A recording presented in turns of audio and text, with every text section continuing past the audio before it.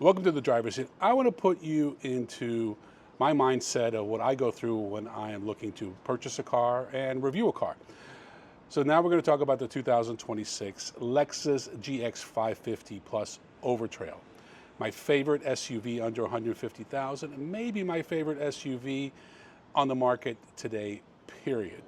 So the first thing I look at is what I call quality, reliability, dependability. Very important, especially if you're going to take your SUV off-road.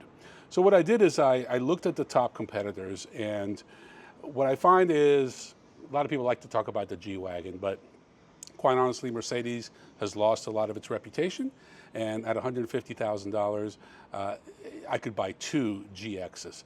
Next is the Jeep Rubicon, about $75,000.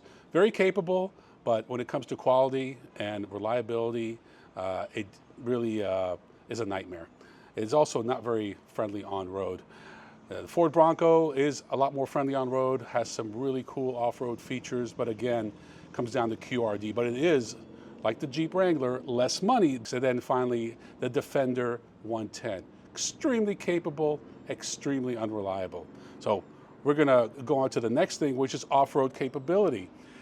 If you're going to take your vehicle off-road, you want to make sure it can handle it. And honestly, all five of these vehicles can handle it.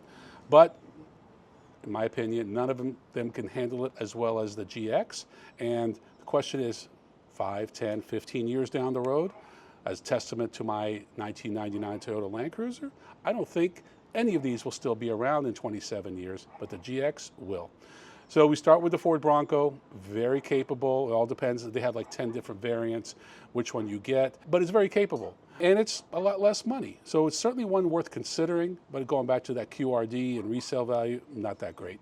Then we're talking about the Land Rover, also very capable as far as reliability goes. I've never had a Land Rover press car that didn't have a problem with some kind of electronics. Rubicon, Jeep, Wrangler, Unlimited, excellent vehicle as far as off-road capability, and the price is right.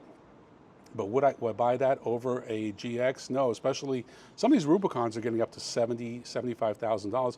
You're in that GX price range, and there's no comparison. And last but not least is well, maybe it is least, the Mercedes G-Wagon. Finally, towing. And that's something most people don't talk about when it comes to off-road vehicles. But for me, I have an Airstream trailer. I need to be able to tow 6,000, 7,000 pounds comfortably. And the Bronco, unfortunately, 4,500 pounds, not even in the mix. There are crossovers that can tow more than the Bronco. I have the Wrangler, 5,000 pounds, not much better. G-Wagon, respectable at around 7,000 pounds. The Defender, believe it or not, could tow 8,200 pounds, but there's the reliability issue. And finally, at 9,050 pounds, you have the GX. So these are the things that I'm looking at as far as my next vehicle purchase, and hands down, the GX is the one for me. Well, it's been about a year since we last tested the Lexus GX550 Overtrail Plus, and now we have kind of a long-term tester, about a week, and it's better than ever. I gotta tell you, I'm in love with this thing, and this is officially my favorite SUV under $150,000. If you want to hand me a Range Rover, an Escalade, whatever, I'll take this over any of those.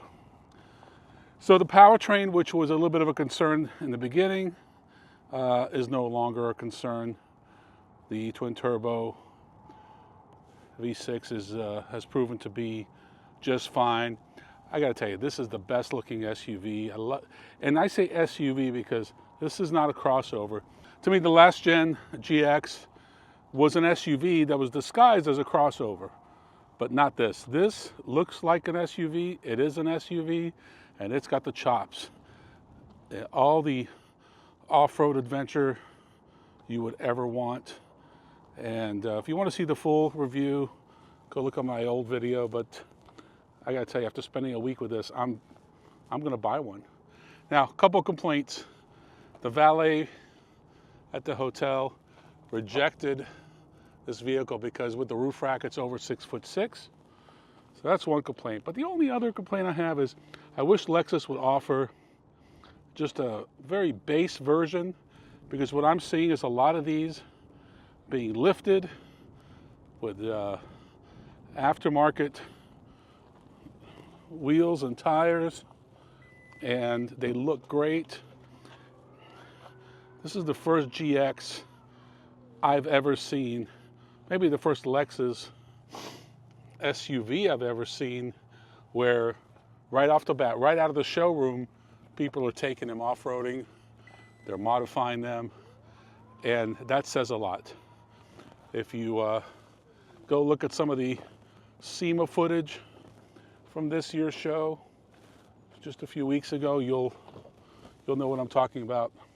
Lots of people, lots of companies are out there modifying these, and I just absolutely love it. So let's take it for a little ride. I'll give you a few more of my insights, but make no mistake about it, this will be my next SUV.